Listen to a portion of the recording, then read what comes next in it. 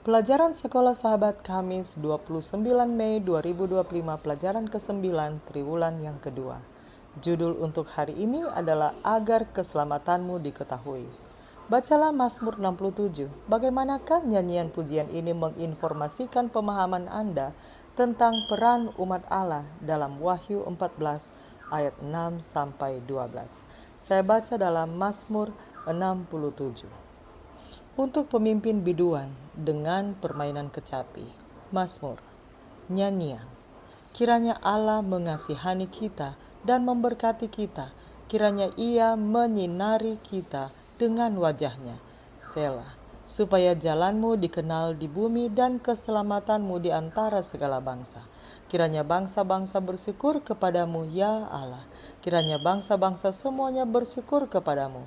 Kiranya suku-suku bangsa bersuka cita dan bersorak-sorai sebab Engkau memerintah bangsa-bangsa dengan adil dan menuntun suku-suku bangsa di atas bumi. Selah.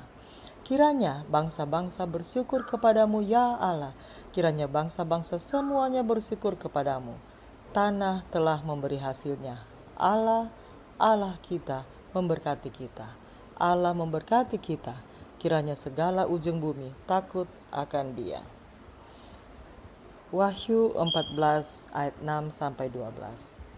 Dan aku melihat seorang malaikat lain terbang di tengah-tengah langit, dan padanya ada Injil yang kekal untuk diberitakannya kepada mereka yang diam di atas bumi, dan kepada semua bangsa dan suku dan bahasa dan kaum. Dan ia berseru dengan suara nyaring, takutlah akan Allah dan muliakanlah Dia, karena telah tiba saat penghakimannya. Dan sembahlah Dia yang telah menjadikan langit dan bumi dan laut dan semua mata air. Dan seorang malaikat lain, malaikat kedua, menyusul Dia dan berkata, Sudah rubuh Babel, kota besar itu yang telah memabukkan segala bangsa dengan anggur hawa nafsu cabulnya.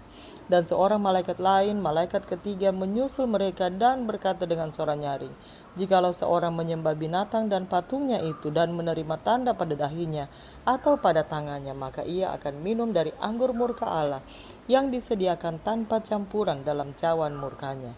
Dan ia akan disiksa dengan api dan belerang di depan mata malaikat-malaikat kudus dan di depan mata anak domba.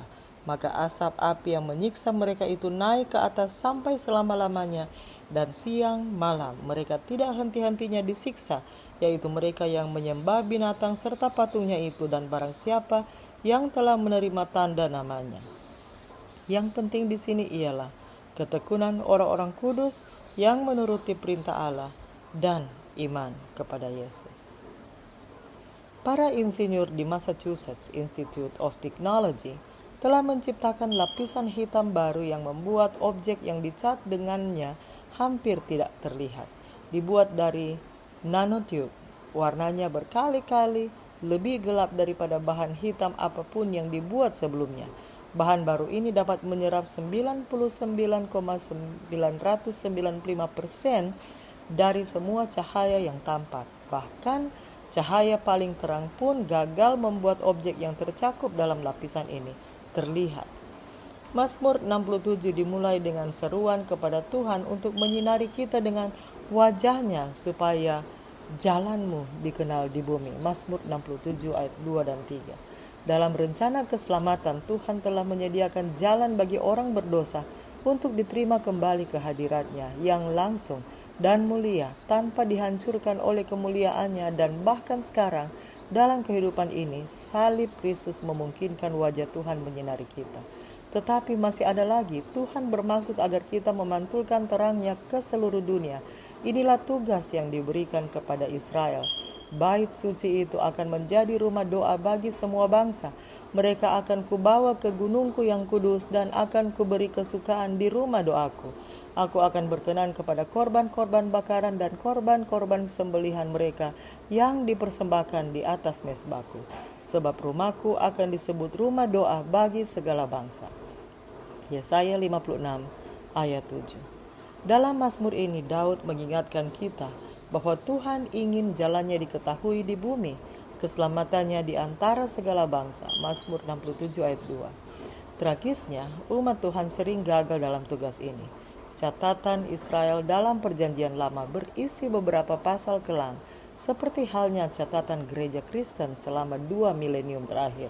Seolah-olah kita telah melukis hati kita dengan cat yang sangat gelap, puas menyerap cahaya Tuhan tanpa memantulkannya.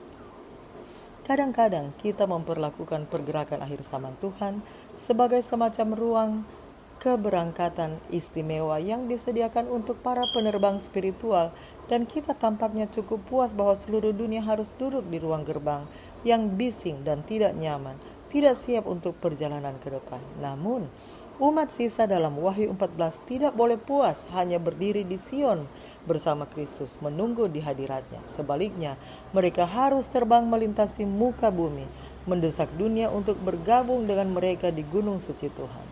Kewajiban apakah yang harus kita sebagai gereja dan sebagai individu untuk rasakan mengajarkan kepada orang lain kebenaran yang sangat kita cintai? Demikianlah bacaan pelajaran Sekolah Sahabat Kamis 29 Mei 2025. Sampai bertemu di bacaan pelajaran Sekolah Sahabat hari berikutnya. Tuhan memberkati.